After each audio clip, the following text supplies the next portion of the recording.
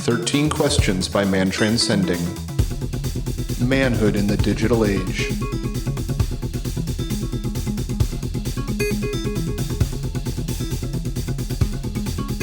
Welcome back to another episode of 13 Questions. This time we are joined by Austin Linney.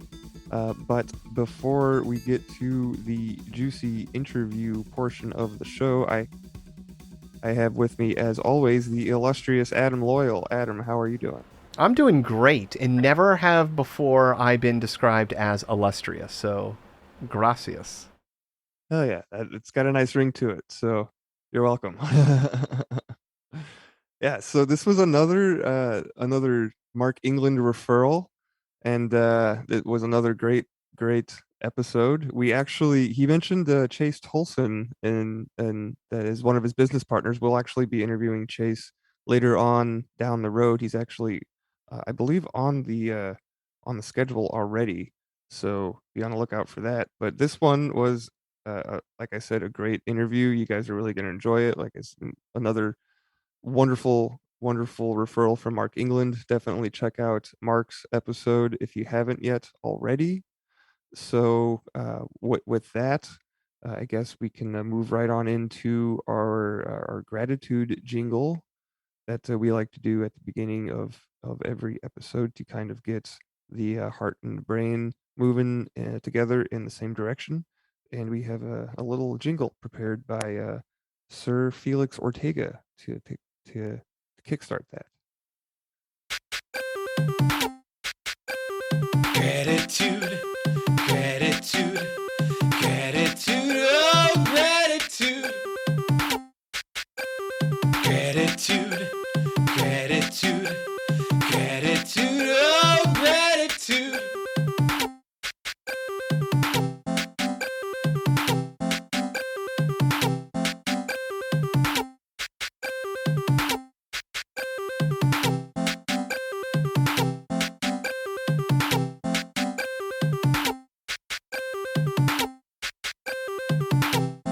So I think that I'm going to piggyback off of one of the answers that the guest made, and that's just podcasting. He mentioned that he's met so many people doing his own podcasts, which you'll learn about in the interview in the interview section. But I got to say the same thing for myself, and I'm sure Adam agrees. Is that just being able to do 13 questions and meeting all these different people, different perspectives, it truly is it's life changing, and I'm super thankful that that I have the ability to do so, and it's not something that everybody can and or does do, and I think that our case is a little special in that we got a kickstart from the Grammarica boys. So yeah, I'm just super thankful for being a part of 13 Questions, and it truly is the amount of takeaways and advice and wisdom that I've been able to implement in my own life through doing this show and being a part of it is just, it's awesome. So that is what I am grateful for on this episode. And I do have another little bit of gratitude related news, but we will cover that after we get done with this section. So Adam, what are you grateful for today? Well, I would like to piggyback on top of yours, in the just the same regard of, wonderful guests like tonight, but just as fun, having a guest as a suggestion from one of our previous guests and saying, yeah, let's do it. Who's the guest? I don't know. What do you know about him? I don't know. Let's do this. And just having a wonderful, mind expanding experience, and then to be part of that on the precipice of it. Yeah, it's a great place to be, and I'm just grateful to be part of it and to be here with everyone. Yeah, great. And all the referrals that have been just outstanding so far for Marking Lynn. And just the energy that these people are bringing to the show as guests and to the world in general through their own projects is amazing. And I wanted to talk a little bit about lepidolite, specifically purple lepidolite. And this is in regards to our gratitude jar. And just real quickly, to get your name in the gratitude jar, just real quickly, that the gratitude jar is a jar full of, or will be full of, listeners' names who have donated to the show either one time or recurring, any amount for any time period. So, it could be $1 once, that's fine. You'll get your name written in purple ink and put into a jar that is surrounded by all of these stones of the violet ray. And so it's going to tie our heart and mind frequencies of love together etherically, and it's also tied into the Derek Condit's Shungite grid that he has started and put together, and you can find a map of on his website. But I am surrounding our gratitude jar with other stones besides Shungite.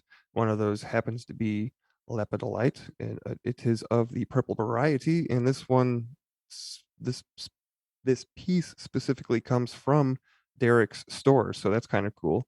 And it's a purple heart, and it's got copper wrapping around it. Kind of looks like a tree, a copper tree. So that's really cool. And I'll put a picture of all this stuff on Discord later if anybody's interested. But I wanted to get into some of the metaphysical properties of these stones, because I can't, it's helpful to know to know what benefits you're getting when you put your name in the jar. And so I thought that I would read from a couple of reference. We're not books that I doctors, read Bill. It's allegedly. personally. It's allegedly, right? Well, You are going to be quantumly entangled with us forever. well, it's Enter at yeah, your own risk. it's an experiment. We're calling it working now, I believe, and the only way to experience it is to do it, right? So, water your garden, right? But so the first entry, I'm going to read from two books, just very briefly. The first one is from the Encyclopedic Crystals by Judy Hall, and I like this entry because it kind of goes into the etymology of the word lepidolite. It says that it actually derives from the Greek lepidos, meaning scale, and it says that this dissipating negativity and inducing calm. Lepidolite is excellent for clearing electromagnetic pollution and should be placed on computers or gridded around the house. A stone of transition, lepidolite insists on being used for the highest good and brings about reconciliation. Activating and opening all chakras, it brings in cosmic awareness. Lepidolite assists in shamanic or spiritual journeying and accessing the Akashic record, showing you thoughts and feelings from other lives that are creating a blockage in your life now. It can take you forward into the future. Containing lithium, it is helpful in stabilizing bipolar disorders. Lepidolite greatly removes and restructures outworn behavioral patterns, encouraging independence and the achievement of goals without outside help. Placed over the site of disease, it gently vibrates. With its power of objectivity and concentration, it aids analytic processes and decision making, focusing on what is important and filtering out distractions. So that was from Judy Hall, and this next one comes from the Big Book of Stones and Who They Are and What They Teach, revised and expanded edition. This is put together by Robert Simmons and another author whose name I cannot pronounce at the moment, so I'm not even going to try. But we'll read just from Robert's entry right now. We'll probably go back and read through the other contributing authors' thoughts on these stones in later episodes. I don't want to make this intro too horribly long. So without further ado, here's what Mr. Robert Simmons has to say about lepidolite, specifically lilac lepidolite. He's calling it lilac lepidolite because it's purple. He writes, lilac lepidolite blends the pink ray of the heart and the violet flame of purification and spiritual awakening. It activates one's conscious connection to the higher self and assists one in maintaining that link. Wearing or carrying lilac lepidolite can facilitate development of one's awareness of the divine presence and can help one to become a conscious co-creator with that presence. The reader, or in our case, listener, is invited to imagine for a moment one's own body standing in a column of violet light, and at the top of which is an expanded, perfected replica of one's body image. This is a diagram of the vertical column of consciousness, also called the divine presence. Lilac lepidolite can be used to activate the channel of violet light and open one's mind to awareness of the divine presence. When one is in this state of consciousness, one feels quite literally that the everyday self and the higher self are working in tandem, acting together in a dynamic harmony to orchestrate the flow of life. When this occurs, the number of positive synchronicities in one's life goes up dramatically. It is like having good luck or being blessed, except with the good fortune flows from one's own intention. This is a state to which many of us are evolving. Lilac lepidolite is a tool for activating and accelerating this process. Lilac lepidolite enhances feelings of peace, serenity, and love, making it ideal for releasing stress, calming frayed nerves, and simply letting go. It is recommended for those wishing to recover from grief or depression, and for individuals wishing to enhance their sense of well being. Anyone undergoing a difficult time, such as an illness, marital breakup, career shift, or other personal challenge, may find lilac lepidolite to be a talisman of inner peace and a conduit to joy. And that is the end of the entry of that stone in that book. Well, I hope So- you don't need that one already, Bill. Uh, I'm joking. it's part of my collection for a reason. No. Yeah, I really enjoy procuring these stones, specifically of the violet ray kind. And what better way to share it or try to share it with everybody than trying to generate, get this etheric jar magic. There are spells like jar spells you can do, and so I guess you could kind of categorize this as a spell. We already have it's a working, it's an experiment. So yeah, if this resonates with you, if this speaks to you, then consider joining in, be a part of the magic. So I feel like I've been talking for a while. Adam, what are your thoughts about lilac or purple lepidolite? Oh, I'm a huge fan of stones. Huge believer in, I want to say quantum physics, but just that into idea of entanglement, that time gets sticky and can connect across, vast distances and spaces and eons and you through other times. So, I find, crystals, being this, structured information holding material absolutely fascinating. Especially when it can be piezoelectric and, they're discovering, time crystals in which they can get, repeating, frequencies to loop in perpetuity that are recordable inside of them. Yeah, there's a lot to the crystal. One of my favorite things about it is if I think about time, especially when just in all aspects of life. But okay, quartz crystals. You have a quartz watch because there is a little piece of quartz crystal being vibrated at a very specific frequency, and it is taking and recording time. So if I say, oh yeah, listen, I'm going to have this crystal, man. I'm going to stick it on my wrist, and I'm going to be able to tell what time it is. Okay, yeah, you can actually do that. And there's a piece of quartz in there. So who am I to say that, there's no metaphysical or other effect from this, because clearly, we're utilizing this natural material in another fashion. So I think we resonate with different things, and no matter what, they're beautiful. So hell yeah, purple stones, bro. Yeah. Yeah, this subject is something that's been fascinating me for a few years now. It's a relatively new hobby I've been getting into, so I'm super happy to share it with everybody, and we're going to continue learn more together about these stones, because I will continue to go through each of the metaphysical properties in later episodes.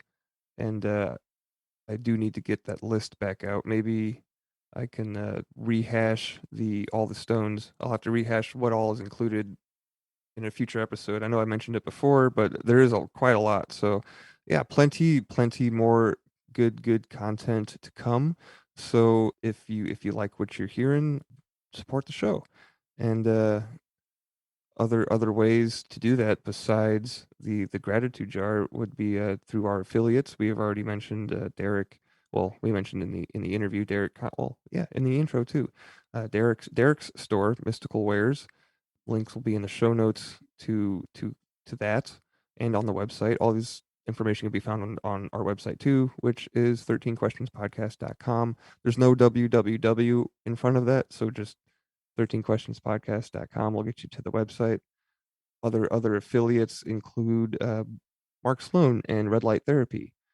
And lastly, not the least, though, Jonas Ketterly and Ceremonial Grade Cacao. We talked about we talked about meth in this episode, and cacao is where a lot of those amphetamines come from. But we don't use it in that way. We use it in the unbastardized version, ceremonial grade.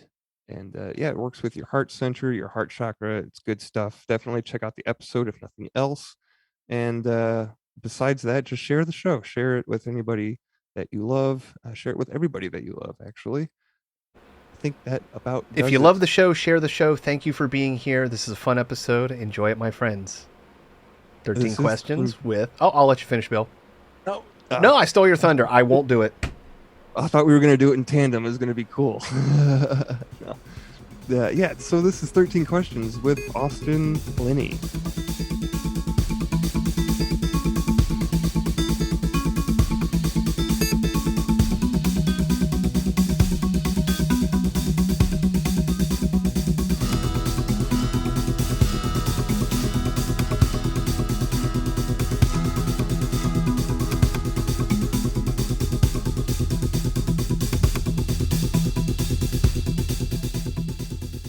All right. Well, question number 1 is, what was the best advice ever given to you, and would you modify it at all today? I sat across from a gentleman that I respected, that was in a field above me, farther than me, and he looked at me dead in the face and he said, "You and I are no different. I just got started with better help around me and earlier. You can do anything I did." And it was the single greatest thing that allowed me to take all my mentors and people that I respected off a pedestal and see in myself that I could accomplish everything that I wanted. And the only thing I would modify with that advice was I would just keep it real clean and real simple. You are capable of everything that you see in others. The only way that you could see it in them is if you had it within inside you. I love it. It's very empowering. It reminds me of our friend of the show, Derek Condit. That's somebody that I conversate with quite frequently. He's got some gifted abilities. Let's put it that way. And he's the way that he teaches others to use these abilities that he has. They're all inherent in us, which things like clairvoyance and clairaudience and things like that. He says. Once you realize little old Derek can do it, like anybody can. Like it's funny. Well, you know what? In a different context. So I'm 4 years sober, from alcohol, and what I realized is people didn't want to hear what I said. They were like, "Hey, if that dumbass that drank every day for 20 years straight can get sober, I can get sober." And it was curious because like it wasn't even me saying something to them; it was just me doing it, and they're going, "Well, if he can do it, I can do it." And so like that's when I really knew the power, through addiction, right? A hard addiction really can change the way when people can see themselves in you. Yeah, addiction. That's talk about being the change that you want to see. That's something that I kind of got control of myself in 2020. Actually, it's funny because it seems like a lot of people went the opposite way with the drinking, especially, right? No comment. Yeah, you don't want to know the stats of the drinking sales. Yes, yeah.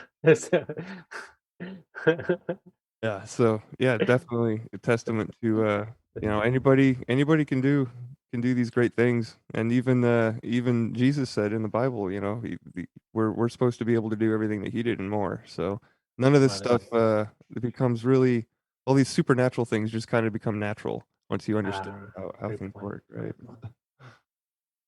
Question number 2. What do you willfully ignore? My own limiting beliefs. So I made a promise to myself, and probably one of the bigger things I've worked on is just to remove. Here's the difference between me and the clients I coach, the people that are just coming up or trying to get to that next level, that are difference between me and high performers that I've seen. They act like the guy that makes 5 million or 100 million doesn't have a bad day or doesn't question himself. And what you realize is that I do every day. But ultimately, understanding that I refuse to attach myself, I willfully don't buy into Mark England, the reason I'm here, said a great quote. It is your job as a coach to not believe your client's own bullshit. Well, guess what? You should say the same thing about your own personal limiting beliefs as well, too. Yeah, Mark is a great guy. Like we did his proclivity court, not proclivity. That was another coach, but That's his Joel. That's vocabulary. Joel. Yeah. It's Joel. Joel's a great guy.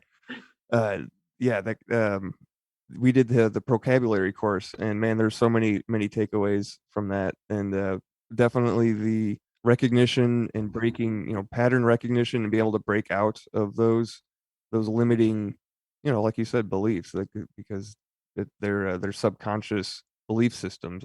I think what I like to think of them as, and we can absolutely, break free of those as long as we're able to cognize them and recognize them and work towards that.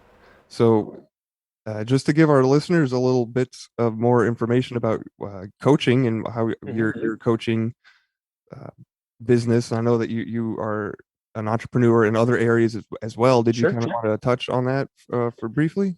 Yeah, I mean, we kind of have a shifting landscape right now. We have many businesses that we own part of, and part of the businesses are facilitated by me and my business partners. Each have our areas of specialty. Mine is a little more vague than most because I can cover a lot of different areas. But one is a systems guy, process, mind maps. One is we call him mystical giant, Chase Tolleson. One is a story work coach, trainer, and then I kind of handle the swift kick in the ass / relationship, kind of thing. So what we're doing is we're taking I have one-on-one coaching, but we're switching a lot of what we do to small business owners and giving them the consulting they need through sales, marketing, mindset, health, and doing a holistic approach to business and kind of becoming their partner in this thing, whether it's 6 months or we gain equity in the company, to allow them what they've basically said to us. This is not my marketing. This is what they said.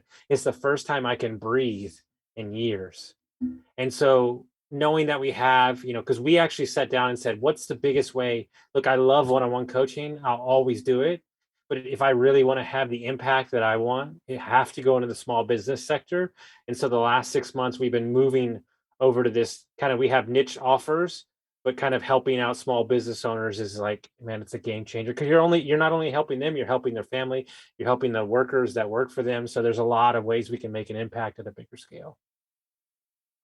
Yeah, I mean, entrepreneurs are big creators. They're big movers, big shakers. I mean, if we didn't have those guys in small businesses, this country wouldn't be, how it is and the way it is right now. So it's awesome that you specifically target those owners because you get to kind of co-create with them, so to speak. You can Yes. help them. Yeah, we're building 3 brands right now, and I'm like a pig, what they say, I'm like a pig in shit. I love birthing an idea out of nowhere because I love to think outside the box, and it gives me pure freedom to just go crazy with like, hey, you could do this, you could do that. And they're like, oh my God, like, yeah, we totally could. Do you think we could do that? Yeah, I totally think. And then you like give them that opportunity and then they just take off and run with it. So here's the problem here's not the problem. Here's the thing with my brain. I never like to stay on one subject. I don't operate that way. So we have 13 businesses right now. We either own outright or we have an equity position in from consulting. And each one of those businesses is in a different sector. We're in health insurance. We're in food and beverage. We're in crypto. We're in real estate. We're in marketing. We're in sales. And I just love it because it's never like, even my fiance is listening to me sometimes and she's like, I don't know how you talk about so many different subjects in one day. You're talking about this and that, but I found that works for me. And so I just had to give myself the freedom to lean in that completely. And I just love it because it yields for a different conversation every day. I think it's super interesting. You have 13 businesses. You're on 13 questions. That's got to be a little synchro there, right? Question number 3. What book has been most influential on your life and why? Outwitting the Devil by Napoleon Hill. If you don't know about this book, it is one of the most powerfully honest books I've ever read. And here's the story behind it. This is why it's so wild. How he has a imaginary conversation with the devil, the entire book. And basically, long story short, this book was written in 1931, but it was so controversial that his wife, after he died, put it in a lockbox for 60 plus years and didn't share it to anybody. Somebody found it in his estate, decided to publish it almost like 10 years ago, 15 years ago. And basically what he's describing is everything that's taking place right now in society. And it is like the most, I've had mentors read it. They read it like 5 times. I've read it 6 times. It is a wild book about drifting, about desire, and a bunch of different things. It's an amazing book that really reshapes your mind.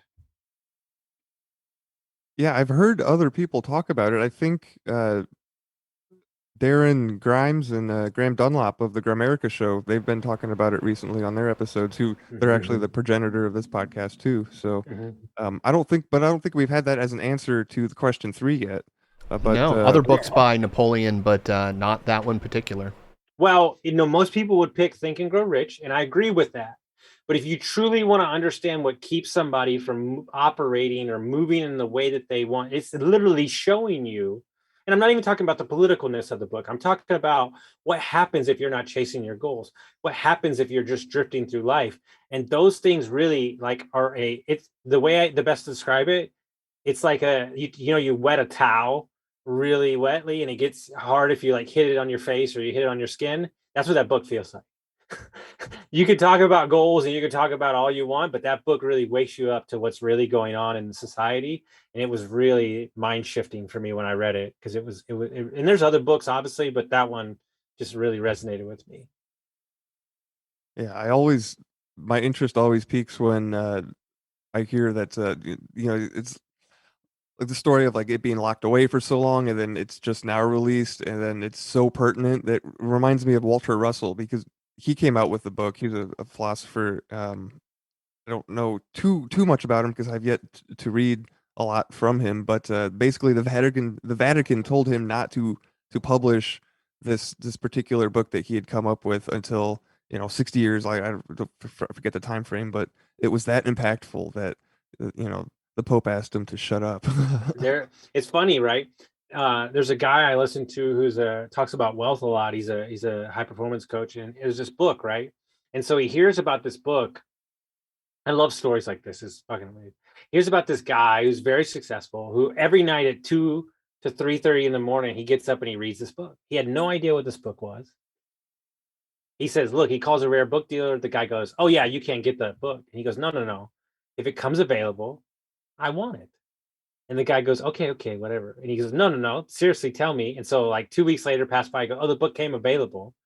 So he's like, I'll buy it. I don't even care. And it was $26,000. He didn't even know he was buying it. He didn't care. And he said all of a sudden it showed up at his doorstep and it was 10 books. They were like a truck had to pull it. It was 10 books. And it was called The Book of Wealth. You can look it up. And he has been offered $3 million for this book. And it's basically all Andrew Carnegie, the famous rich people wrote in this book And it was this thing that was passed just around like rich circles. And he like kind of talks about it a little bit in a seminar, but it's this like collection of like the smartest and richest people in the world. And there's only like a couple copies.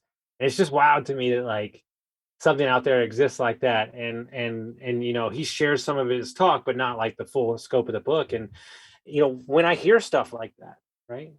In Napoleon Hill's book, I believe, this is just my philosophy about art, I believe that that book was written through that person. Yeah, he got ideas from other people, but I believe that book or that art or that whatever, that story of that thing is released exactly when it's meant to.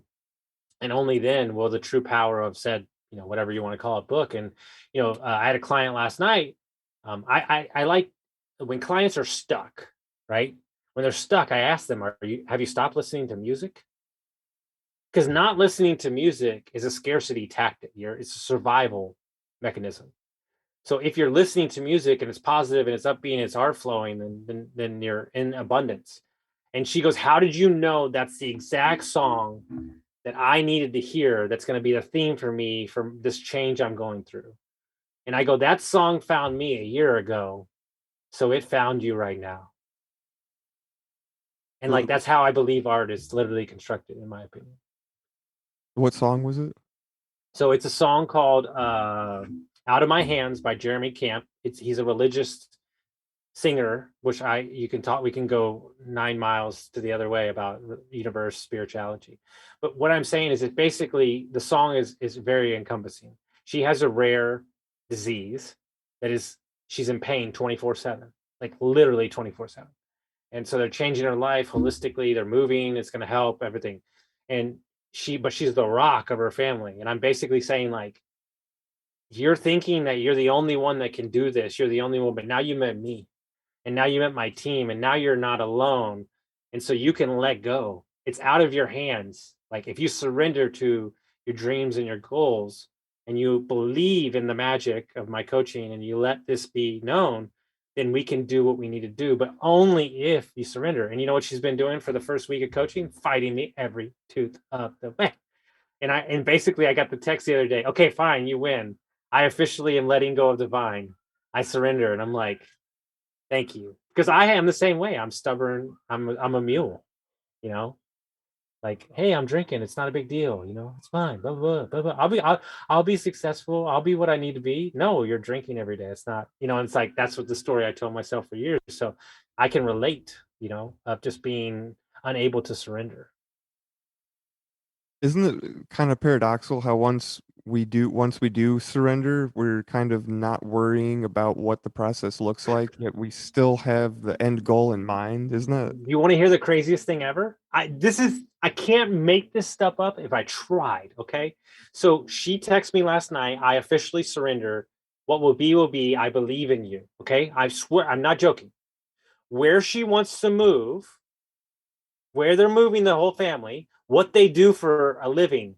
Just this morning, the quintessential dream project comes on the market, and we put an offer in on it. And she texts me, do you think that it's by happen chance that this property came on the market this day when I decided the night before that I officially surrendered? And I go, no chance.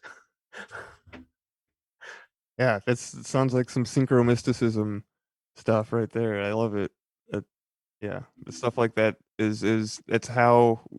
that's what letting go looks like. Is when those synchros start popping up and you start following them. It may not make sense. It may not be comfortable right away, but like if you do it, it works out. Yeah. Well, what I love about this, tying it all in, there's this deep power in belief.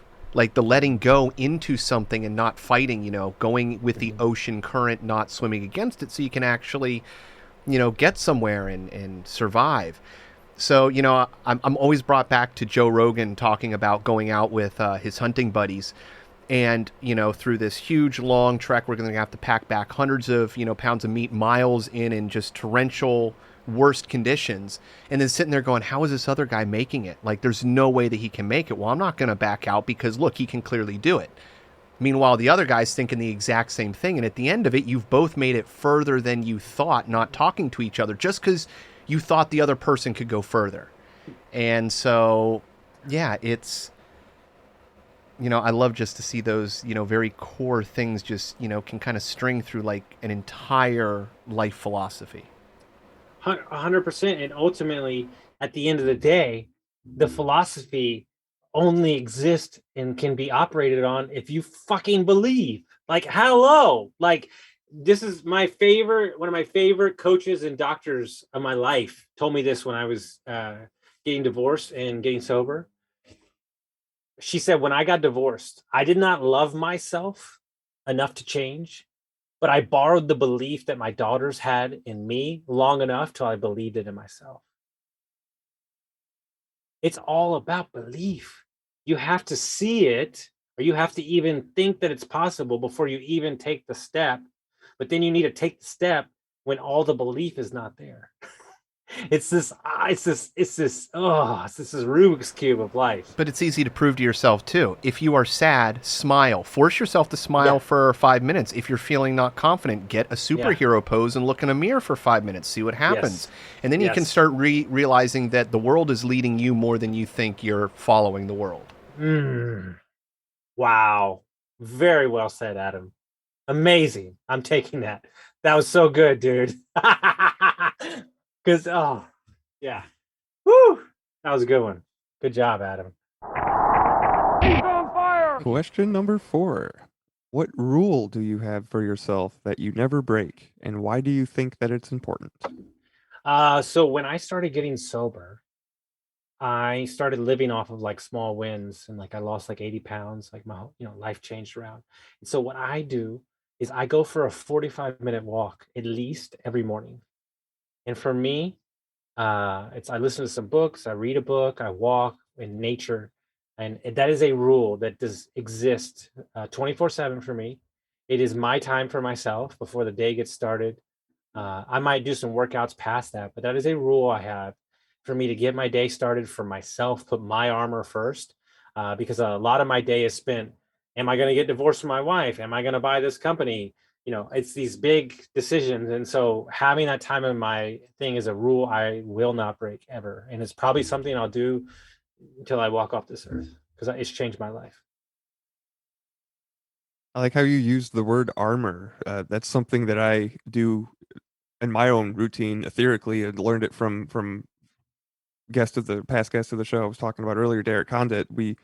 He advises or teaches other people to do this exercise in the morning right when you wake up, is to get the gratitude feeling going, get that generated in your heart and your mind connection, and you put your body in this buckyball of love, basically. And the buckyball is just it's a think of a soccer ball, right? It's got the hexagon, no, yeah, hexagon, 6 sides. So the beehive type shape, and put that etherically around you, and it lasts for 24 hours or so, and then you do it the next morning, and that's supposed to help armor yourself from outside energies, because some people are more susceptible to that, empaths, right? So it's very important to know thyself and to keep that armor up. And yeah, so 45 minutes walking every morning, like the morning seems to be key, right, to doing these things, like the morning routines, right? There's Yeah, something about that. 100%. I think it's one of those things where morning, night, whatever works for you, it doesn't really matter. But ultimately, just understanding that what's not going to fly. When I first meet some clients, you work at 8 o'clock and you get out of bed at 7:45. Yeah, that ain't gonna work. Okay, so like you got to take that time and give yourself that time so mentally you can walk in and you don't allow everybody's kind of energy, right? Dude, when I'm an empath, like of like many degrees, like super hardcore. And in my 20s, it was just like emotion, emotion, emotion, like pushing. And so just taking that time for myself is kind of like my time, right? To like do my thing, and then boom, we're into the day. And I think, it doesn't matter what your morning routine is, but as long as it works for you. Question number 5. If I were to ask your best friend, what is the one thing they would say you need to work on the most, and why? Being present. So when you operate there, to go back to my walks as well too, I feel like that's my walking meditation. Like I feel like I'm like having my, walking meditation. It's not traditional, but what I've done and incorporated for myself is a non-negotiable. I had a friend tell me a year ago, I get a massage a week if I'm in a place where I can get one, but ideally it would be every week. And for me, that's my 90 minutes to like, I smoke a little weed beforehand. I go in, I meditate, I close a lot of mind loops. But to be as creative I am and to manage as many projects as I'm working on, $15 million worth of real estate, 12 companies, 16 clients, traveling through an RV, like all these things. I'm trying my hardest. I have my schedule set up that way. But mentally, sometimes the brain just doesn't want to flip the switch off. So I think that's something that I'll always be working on, but also because I am so creative, and I could stay on top of it, I'm available if something were to fly off the handle. So yeah, I think it's just something that I'll be working on, for the foreseeable future. Yeah, it's hard to keep your mind still. I mean, that's kind of a prerequisite, or kind of helps to be present, is keeping your mind still. And it's hard to do that when you're thinking about all these different projects, especially like for you, you've got so many. Oh my gosh. Well, what's changed the game for us, just as a business wise, my business partners, we have a recap meeting every week, and that's just like a brain dump to make sure the projects are on board. That changed my life, because it allows me to like step into the weekend without at least my brain's not foggy, and we know where we're headed. And so there's ways we're working to like, correct that and get it. But I'm also very cognizant to not kill the gifts too. So it's like, trying to like dance on the line, right? Yeah, it's the middle path. It's there's something to it. Question number 6. What turns you on creatively, spiritually, or emotionally? I am in love with self-awareness.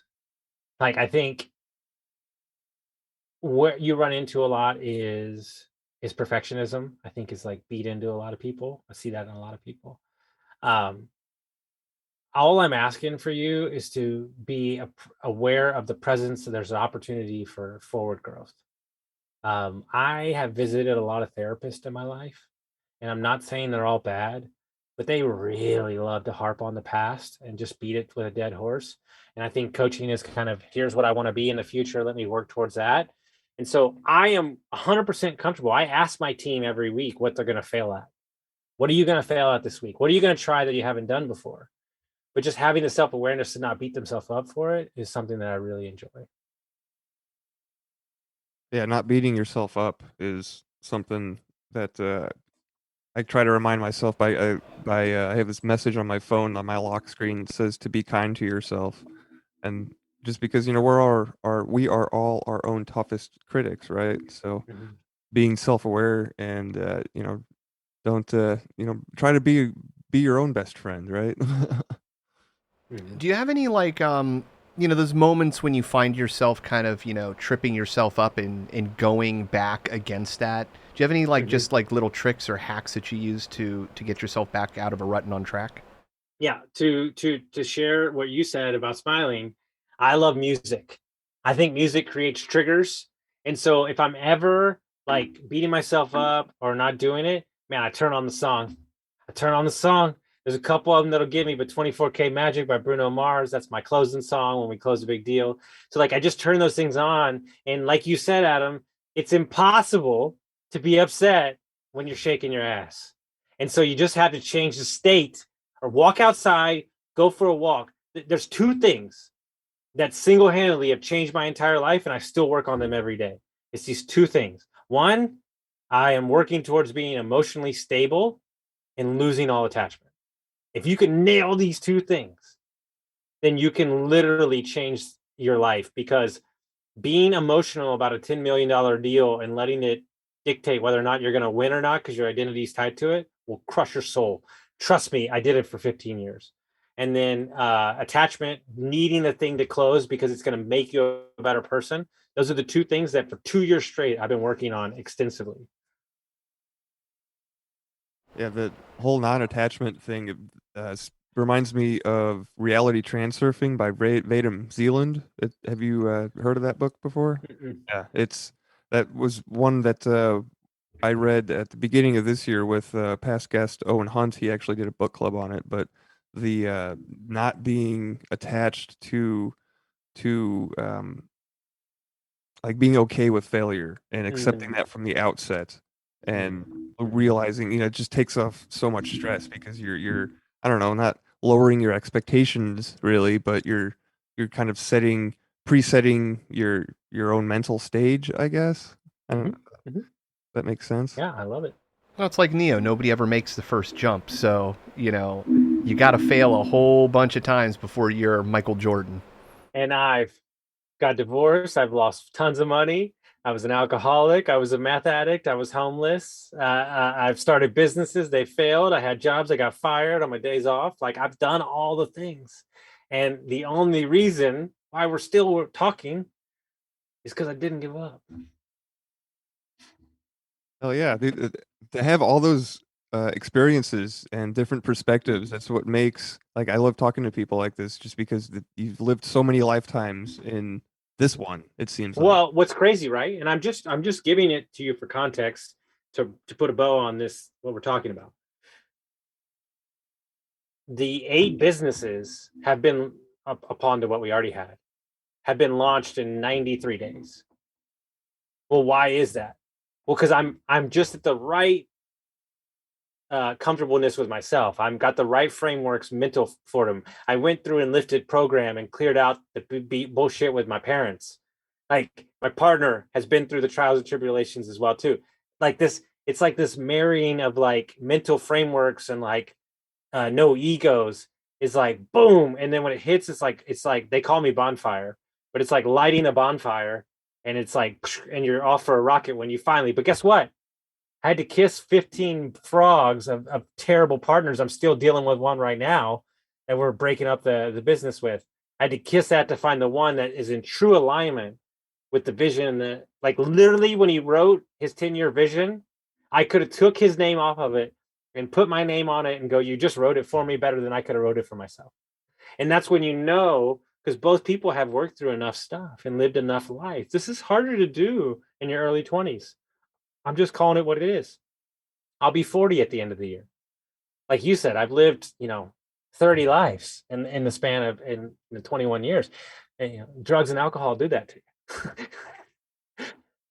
It seems like there used to be this concept, and maybe there still is, about this midlife crisis type thing. Yep. But I recently heard, maybe I don't know if it's been around for a while, but I recently came across the whole idea of like a quarter life crisis. So like when you hit your mid 20s, that's when like the today's midlife crisis would be, because I don't know, society's speeding up. Is that something that you found with your clients, or that you can speak to personally, like going through that crisis period and earlier on as a society, like generationally, I guess? The level, this is what blows me away because I have 3 of them that are like 25 to 27 and make pretty damn good money, looking to go to the next level. The level of skill and self-awareness I'm seeing in the younger generation blows my mind. I couldn't get dressed in the morning at 18. Like, and these dudes are running a 90K business, and they've already done it. And I don't know if it's the information, I don't know if it's the time that we're going up into, but what I'm seeing is that the typical, like, hey, you make 50K a year and that's good, that's gone. Like, that's gone. And so I'm seeing at 25, 26, here's what I'm seeing. That's the most prevalent thing I've seen because I coach about 5 dudes that are 22 to 27. They'll make the money. Like, let's say it's like they're a real estate agent, for an example. I this is a true story. So they'll make like 150 grand a year, and he goes, "No, I don't want. I can't do this way for the next 10 years." And he'll pivot, totally disinterested in the money, to seek the true thing that he wants. And their absence to know that the money can come if they really dive into their true North Star blows me away, how they just have the ability to say no, instead of what I did, what my age group did. No, I'm gonna stick with this for 8 years and hopefully something good happens. That's encouraging to hear the younger gen, because I'm in my mid-30s. Adam is also around our same age, so it's very Almost, Bill. I'm about ready to, I guess, start my 40 midlife crisis. So I'll let you know. Dude, I'll let you know if I fly off the handle in the next year.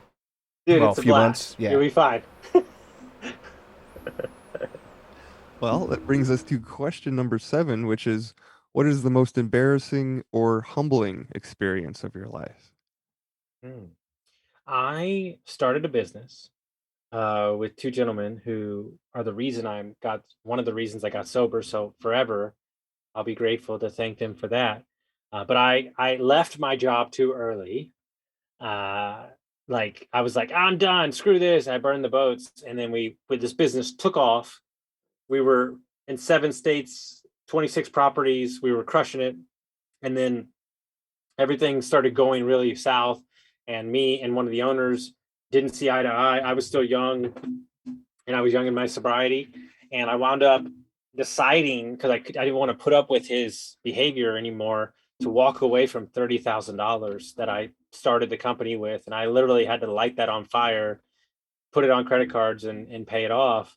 And for 2 days, man, I was a nightmare to deal with. I was like, this is your one business opportunity. You're never going to have another chance like this. Now you're going to have to go to bartending and all this stuff. And I had a buddy call me who's a friend. And he said, hey, man, did you go to college? And I was like, no, I dropped out 3 times. Okay. Did you go to business school? No. Okay. Will they consider the $30,000 the best education you ever got in your life? Get back out. And like that, whew, it reshifted it. I started working private equity. I started another business. And I would say that 6 months and losing that money got me sober. And it also taught me more about business and who I needed to be to make a successful business, because I wasn't the best person in the world. I would say that's the huge catalyst for what you're seeing today. But embarrassing too. Yeah, I love how he reframed it with, instead of, okay, you don't have any college debt, right? So 30,000, that's, I mean, comparatively to, I don't know what degrees go for nowadays, but About 200. Yeah. But not even that. That hurts. And when the weight is that great, like that's the lesson. If it if it was a 5 spot, $5, I'm like, who cares? You drop the nickel on the ground. Like by comparison, like it's kind of how the world works. You got to Well, get burned. what my philosophy is here's life. This is life. First of all, the universe is undefeated. It will always win.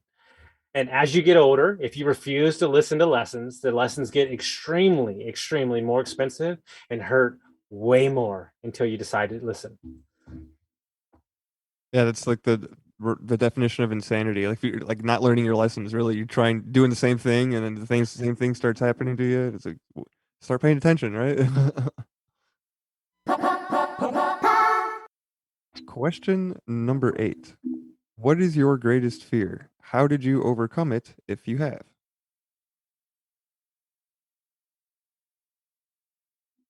Hmm. So for 20 years,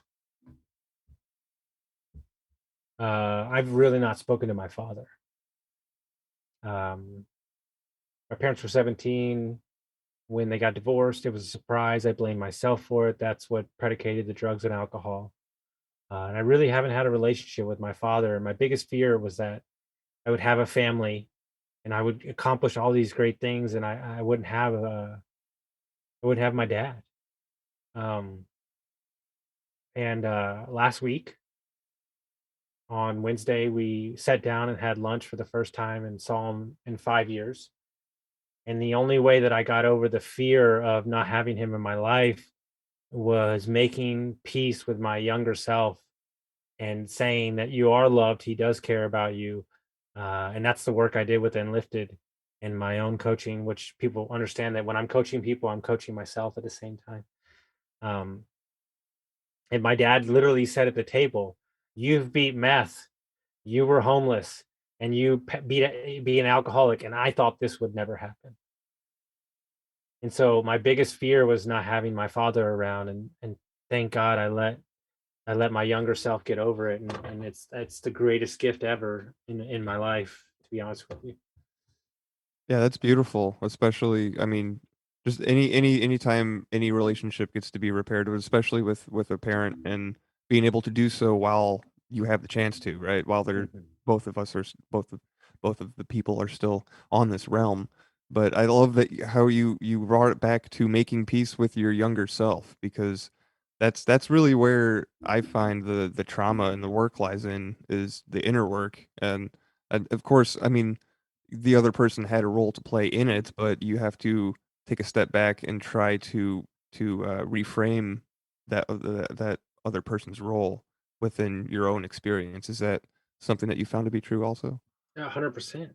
I mean, at the end of the day, where I really, if I could look back at the seeds, it was just extreme ownership of like, hey, you can blame everybody else, and like that's why one of my specialties as a coach is victimhood.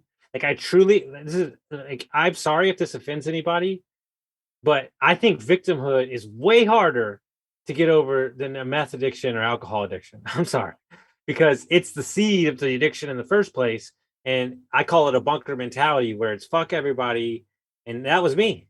The world hates me. It doesn't want me to be happy. I'm not loved, all this stuff. And like 20 years of that shit. And to change it on its head and finally say, no, dude, you played a huge role in y'all not talking, and you need to own up to that and kind of make peace with it. And Angelo Cisco, one of my good friends, we were on his podcast, and he said, a lot of men don't graduate their relationship with their parents. He said, until you decide to graduate your relationship and be a fucking man, you will always be that little boy every time you talk to your dad. And it was on that day that I said, you know what? I don't, I love him and I want him to be there, but I don't need him. And when I said I don't need him, no bullshit. I swear to fucking God. I got done with the interview. I said that to myself. And for the first time in 7 months, he texted me. I'm not kidding you, that fucking minute. And I jumped on the phone and my fiance goes, who were you just talking to? You were so light and free. I goes, I have my dad. I was like, we're good. And it was like, I finally said to the younger self, like, hey, dude, I got this. That's beautiful, dude. That gave me chills. You got the text right after you had the thought. Like, come on now. I Well, know. Come on. Give this me a gets break. down to that. If you ask the universe a question, it's always going to give you an answer. But is Yeah. it the answer you were asking for, and were you looking for it? And sometimes it takes you to ask the question, and a lot of the question, it's like everything else. You gotta believe, right? Like, Mhm. it's that old, the like the 15-minute mile had a record until one guy broke it, and then everybody knew it was beatable, and it's done. So, yeah, when you have belief powered by that, you can, I don't know, it's almost like the universe conspires for you. Correct. Good point. Question number 9. What is your single greatest driving force in life, and how do you further it? So the only thing I care about, the binary numbers of business don't mean anything to me. I definitely have North Stars, but I don't care about them. I care about one thing, very simple: jobs. I've worked with too many people in my life who just want a great place to work and they want a boss that supports them. And I've worked for too many shitty bosses that didn't give a fuck about me and put me in a corner and didn't allow my gifts to shine through.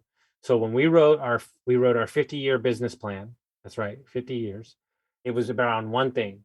We are going to create a work environment for people to create jobs, lots of jobs, and then turn around and take the money from that to give impact in their communities, in their kids' lives, teach their kids. And so I had to find something that was a number that can't quantify, that I could always just show up for. And that has been what I've hang my hat on. And it allows me to work and move forward the days I don't want to, because it's not about me. It's funny, I was talking to my buddy today. This is a big shift in our business. A lot of what we've done has been, look at me. I'm the merchandise, I'm the marketing. And what we're finding is, in order to truly create the impact we want, the company or the CEOs at our companies have to be the spotlight. And we have to be the ones in the background supporting and thinking. And the mission is the actual thing that we hang our hat on. And there's a health insurance company that I run. And I told the CEO, who gave me part ownership now that I'm running the business for the next 2 years, I said, I will run you the fuck over. If you get in my way, I don't give a fuck that you're the co-founder, because you asked me to come on board, and the mission that you are trying to create to change healthcare is way more important than any of your childhood emotions or any things that you have qualms about money, because I have a mission. And if you're okay with that, I'll take the seat as the CEO, but know that I will run you over just like I'll run over an employee that stands in the way, because I am beholden to the mission of the company. And so we found that with that force, you can really move a lot of mountains instead of worrying about individual feelings and all that kind of stuff like that. It's so cool that you get to, so you use jobs from that are created by these small businesses Mhm. that you help to as your metric for Mhm. success, not money, right? No, it's boring. Why? What's the point? Yeah. The jobs, that's so cool. It's just because it just goes back to the whole being a co-creator. You get to be a co-creator and help your clients create more and more efficiently, right? Yeah. It's true story. I don't know. I shared it once on a podcast. So I actually came up with this idea by microdosing on mushrooms and getting a massage. And so the idea of this business that I created, what we're doing, I asked the masseuse, who's a friend, to stop what he was doing, and I whiteboarded this entire business idea out 2.5 years ago, and then said, "Okay, you can go back to the massage." And I stared at it for the next 60 days, kind of what I had, the basic humble beginnings of what we're creating, and just now we're putting it into action. So it's a really wild thing to see it come into light.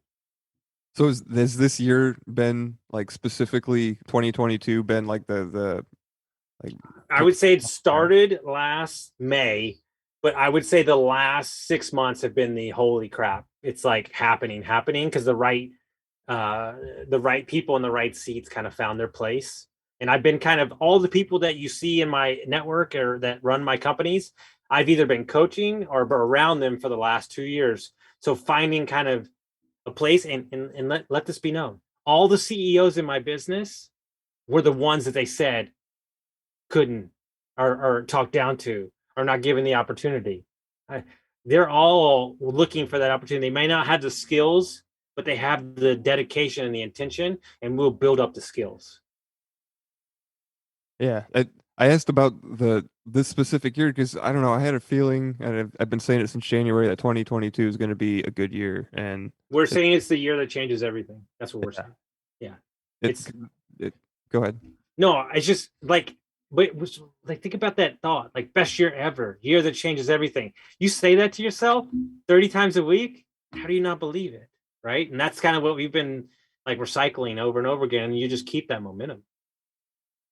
Yeah, the momentum, that seems to be the thing that's picking up this year particularly. Like for me and a bunch of other people I know, things started really to move and shake in 2019, at the end of 2019, and it's just been kind of like this pressure pot building up until now, and we're finally starting to see some of the fruits of everything that's been going on, and it's awesome. So yeah, Everybody's starting to realize they're an emperor and they're naked. You know, all the veils are falling, so there's a lot of chaos going around in the world. But it seems to be just a lot of people waking up to the fact that, you know, you can't just watch the news and believe what it says, and then it starts slapping you so hard in the face that it's like, all right, I gotta pay attention, which is good. People are, you know, yeah, I think you're right. Like, people are waking up en masse on all sides.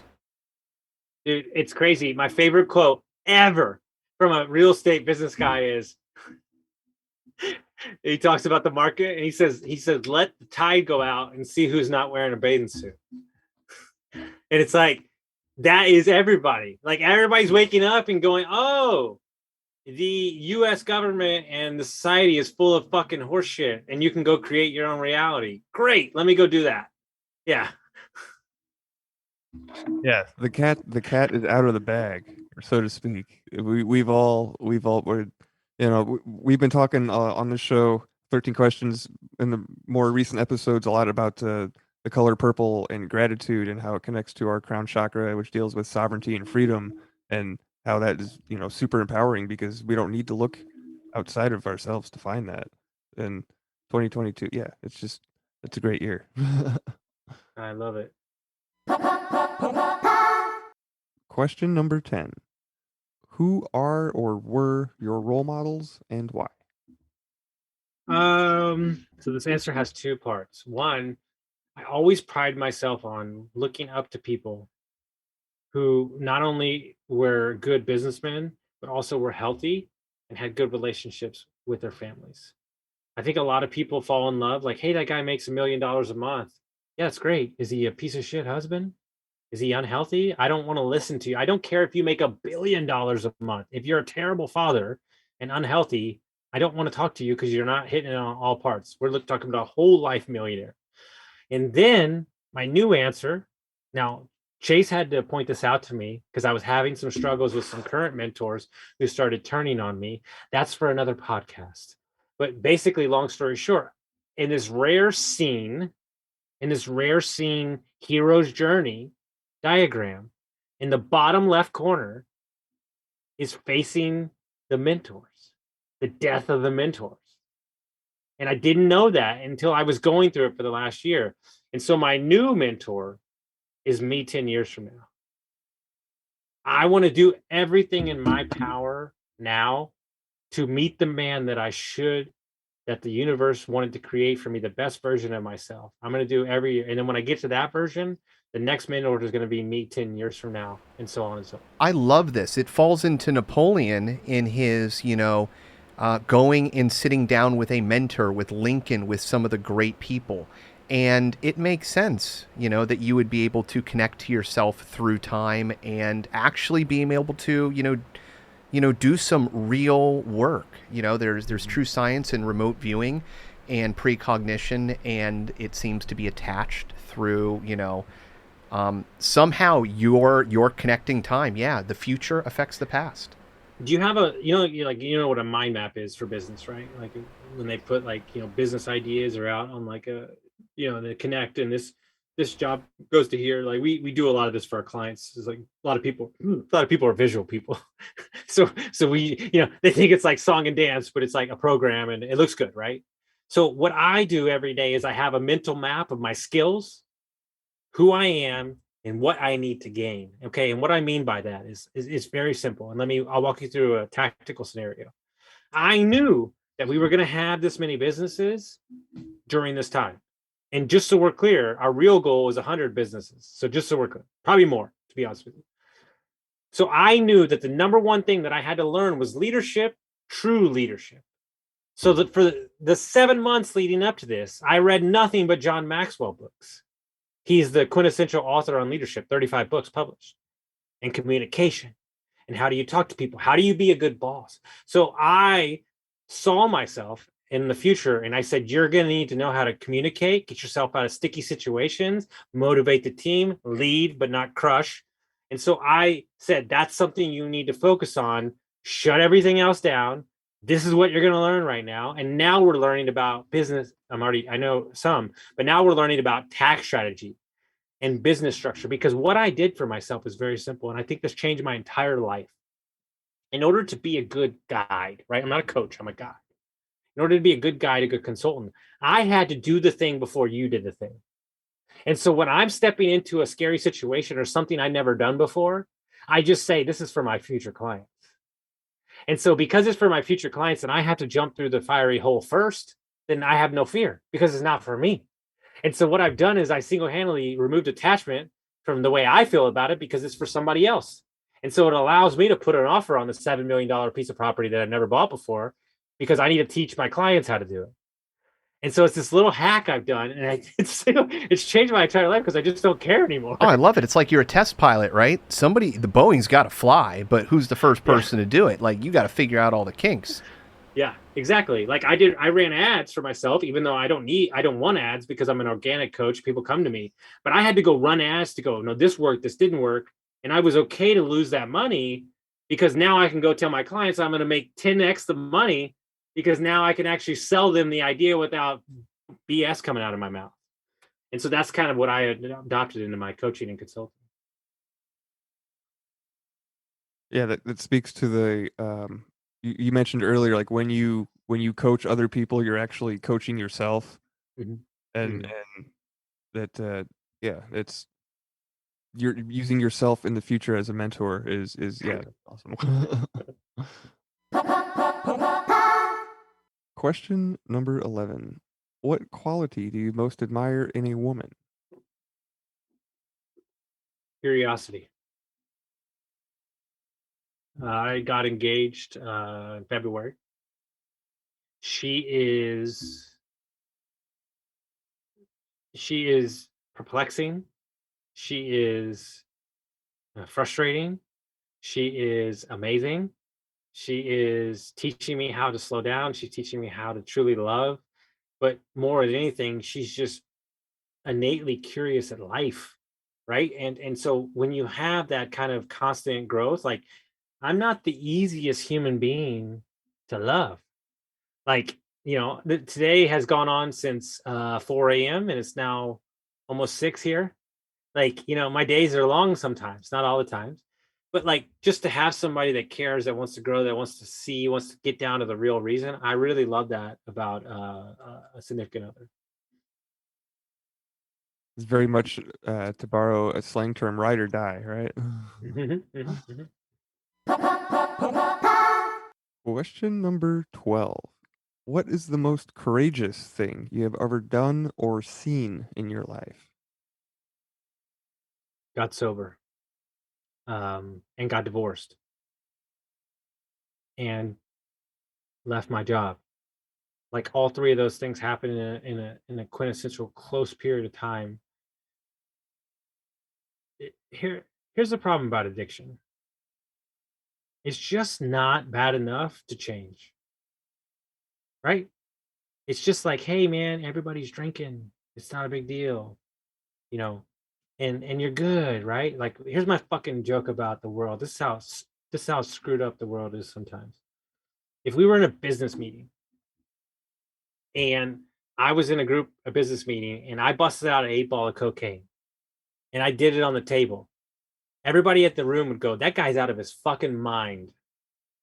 And then if the same guy busted out a case of beer and drank it, they go, oh, that's Bob. He likes beer. That's where we are. And so to choose the different, which was to leave a 13-year marriage that wasn't serving me, to leave everything behind, my dog, my house, my everything, to leave this 80-pound overweight guy, that is actually the crazy thing to do in society these days, to choose there's a difference.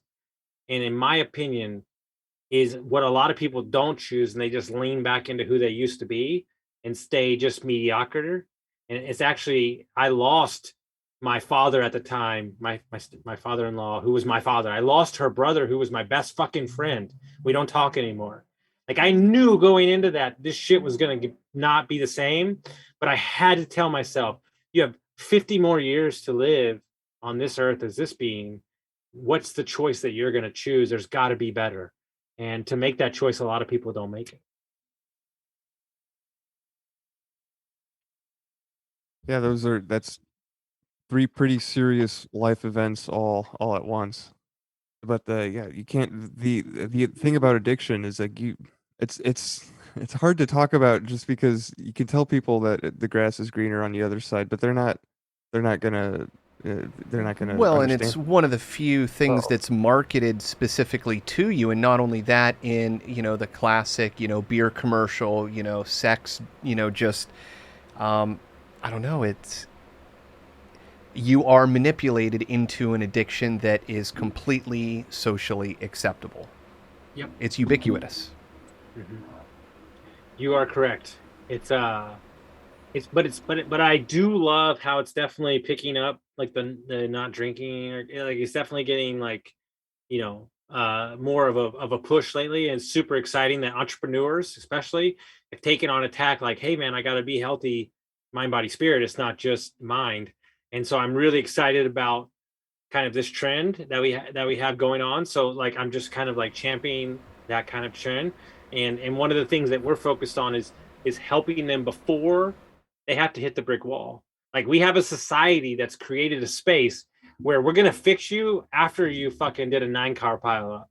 How about we attack it at the source and say, no, there's a better way now. You don't have to get divorced. You don't have to, go to jail. You don't have to do all these things. Like we can attack it more with mindset training and small habit shifts and stuff like that is kind of like what we're trying to attack. Because 9 times out of 10, this is exactly what happens. They hire me for business or mindset coaching.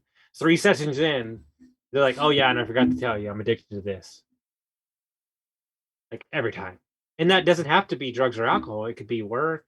It could be this. It could be Netflix. It doesn't really matter. Yeah, well, it's really all the same, whether it's gambling, or anything. We live in a society in which people are drawn towards those vices for, reasons of pulling out from, feelings and emotion or whatever. So, yeah, it's gonna, manifest itself, whether, whether you're playing, a video game and, paying your money in for that little addiction to get that little dopamine hit, or if it's from your doctor, giving you a prescription that he's getting paid to do.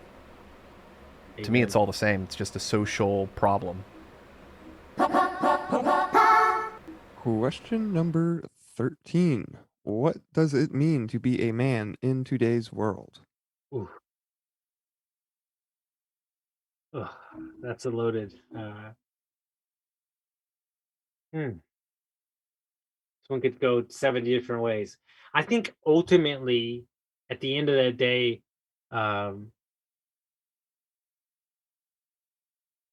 I don't know, because here's my philosophy on life. I believe that the target's always changing. I think that ultimately understanding that if your value, here's what I believe. I think intentionality is everything. So being a good man is caring about your fellow neighbor. It's securing safety for your family.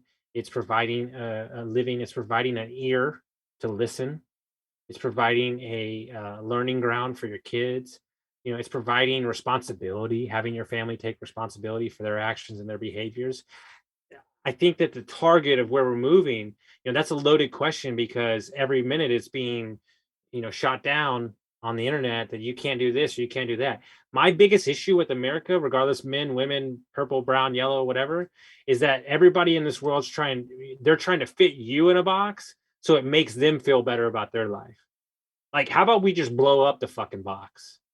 And like, how about you just live your life and be who you are? Like, I just have no place for any drama bullshit, because 9 times out of 10, that drama is because you're putting me in a box. You're putting expectations on me and you're saying you need to behave this way. And guess what? That was high school for me and I fucking hated it. Okay. So like, hey, you're too excitable. You talk too much. Well, guess what? I got 800 fucking podcast episodes that everybody seems to enjoy. And it's because I talk a lot. Like, you know what I'm saying? So it's like, this is what I tell everybody, the things that they talk shit on me and were mean to me about in high school are all the things now in society they champion me for. Yeah, I love that you brought up the whole high school thing, and the whole, putting people in a box, applying labels. It is all, we got so many labels in the media. There's a name for everything and every person. You know what's crazy? I'm gonna blow your fucking mind out of the back of your body. And I only got this from my fiance. And here's the thing: from a quintessential fucking ADHD fucking guy my whole life, ADHD is full of shit. It's bullshit. It's fucking horseshit. What do? They put the kid. I'm sorry to get on my soapbox. This really drives me crazy. They get in the fucking thing. Oh, you can't pay attention. Here's your fucking legal fucking meth. Okay. I have a buddy, cocaine addict, former cocaine addict, a good friend of mine that I mentor. I have not talked to him in 6 months. He's been dealing with some health stuff. He was doing his own journey. He comes to me and he says, hey, I felt like I needed to reach out to you. They're trying to put me on Adderall. I said, let me ask you a fucking question. You're an ex-cocaine addict. Do you fucking think that it's smart to go on legal fucking cocaine, basically? Well, no, but the doctors are telling me. Yeah, tell them to fuck off. And you can't focus. It's no, that your why's not big enough and you don't have the right people around you. And he was like, thank God I texted you. And I really have a problem with this, dude, because I was on that shit my whole life and I always felt off. I felt weird. I was always sweating, like, come to find out, like, I didn't realize how bad it was until a thing. So like, you can control what you focus on if you really focused or you're being challenged enough. Yeah, the society is so doctors and selling prescriptions, like they put a label on you and then they give you this thing you got to pay for the rest of your life. And it's so interesting that it's that just to speak on the whole meth thing, like they were this is such like a common thing, like that seems like it's always been kind of pushed or snuck, or there's something that they by they I mean the powers that be, like try to push into our collective consciousness. Because I mean, you look back in World War II, the Germans were given their soldiers meth, chocolate laced meth or whatever, to fight in the wars. And then Coca-Cola, I mean there's cocaine in Coca-Cola. And Thing for U.S. pilots for a time, maybe even still today, amphetamines to stay awake during a long duration flight. Ooh, I didn't know that. yeah, it's just crazy that they're attacking you from every angle. And Look, you know what, guys? For everybody that's listening to this, we just did do 13 questions. That was an amazing podcast by one of my favorites I've ever been on. So thank you so much. But my message to you, my 14th fucking question, is if you see a box, break the motherfucker. Okay? If you want to be a goat farmer in Portugal, then go be the goat farmer. I don't give a shit. But don't you dare tell them or have a brother, sister, mother, society tell you that you have to operate in the sense. You can break anything that you want. The greatest thing my friend ever said to me, who introduced me to personal development and my first mastermind, true story. He goes, I opened the door for you and you knocked it off the fucking hinges. He goes, I've never seen somebody in my entire life. So here is my tactical lesson to you. This is the holy crap mindset shift of a lifetime. Our entire life, we're taught to live our life by position-based thinking. Well, what is position-based thinking, Austin? It's how much money I have in my bank account, where I live, this, that, and the other. I got a better idea for you. How about you live your life off of trajectory-based thinking? Is my growth going up and to the right? Is my bank account going up and to the right? Are my podcast downloads going up and to the right? Is my knowledge going up and to the right? If you promise me that you'll live your life off trajectory thinking, your entire life will change because the position will be obsolete. And then nobody controls you. I love it. I've used that kind of trick before to get to exercise routines started. Like, if you set yourself a goal of doing like 100 push-ups, right? But all you got to do is start one today, right? You just do one push-up and then you've done your thing for the day. Then tomorrow you do two, Dude, right? true story. Because I'm an interesting cat. When I started my podcast 2.5 years ago, we have 2 now, but when I started it, I knew my mindset. And my podcast producer refused to let me see the downloads for 1.5 years. And I always used to try to find out. And he said, look, it's going up and to the right. That's all you need to know. And so that I didn't know. I said, if I help one person a day, we're going to do it right. Here we are. I've done, on my podcast alone, I've done 490 episodes in 2 years. Like I was a madman. I got laid off. I got divorced. I had nothing to do. I was doing 9 episodes a day recording because I thought that's what people did.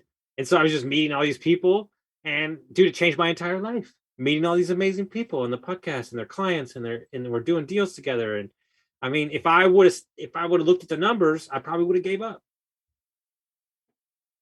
Yeah, podcasting has changed my life too, and we try to encourage our listeners to go out and send in their Y'all own. are coming on mine. I can't wait to have you on mine. I'm so fired up.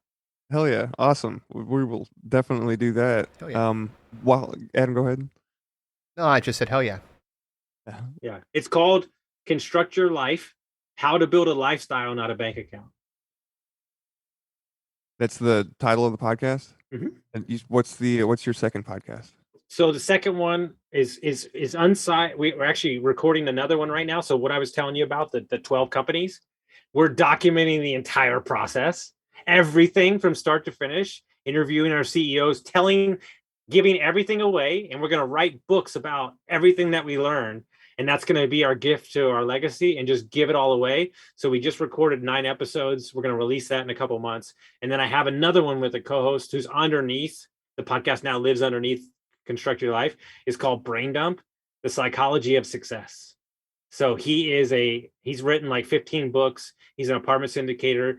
I call him the encyclopedia. He pulls quotes out of, I don't know where he pulls them out of, but he is very well read.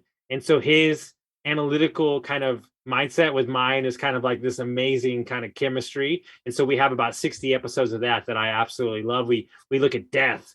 We look at all sorts of, no topics off kilter. And all we do is let the guest come on and throw us a topic. Literally, when we press record, we don't know what we're going to talk about. So it's so much fun. Oh yeah, it sounds like a lot of fun. It sounds like there's a lot of information there.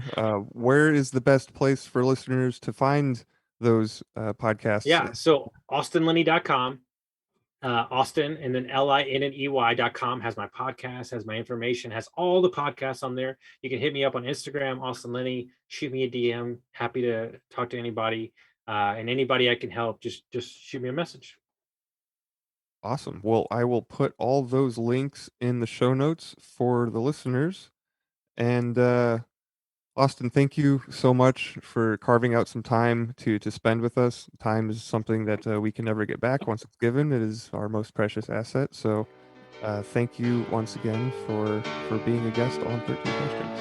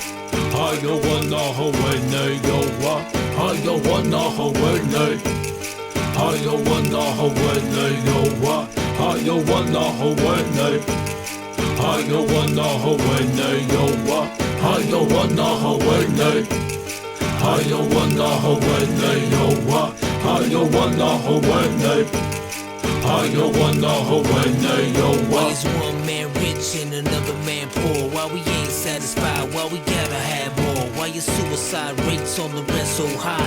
Why I tell you the truth but you say don't lie? Why is being a good father at an all-time low?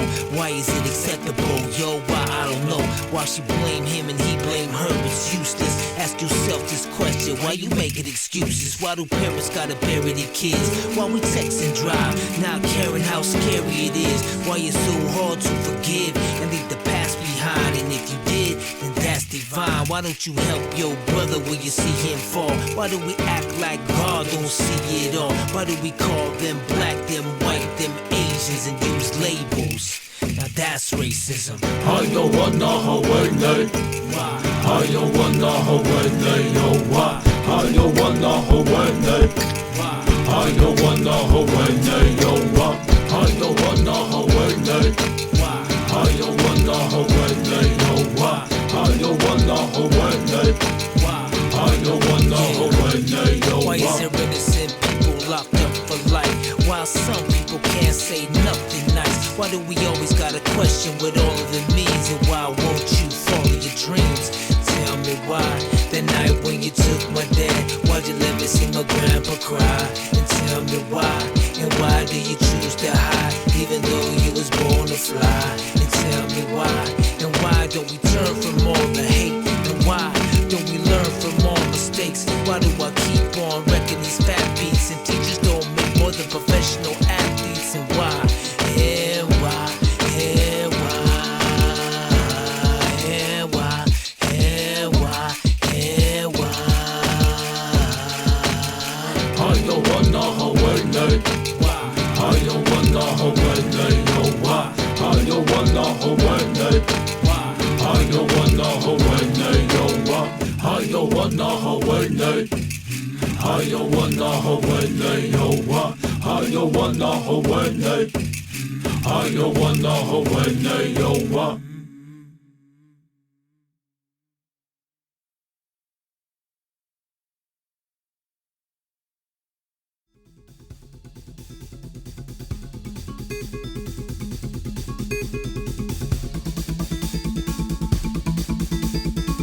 This should be considered entertainment and not therapy. We hope you benefit from our resources available at 13questionspodcast.com. Thank you for listening.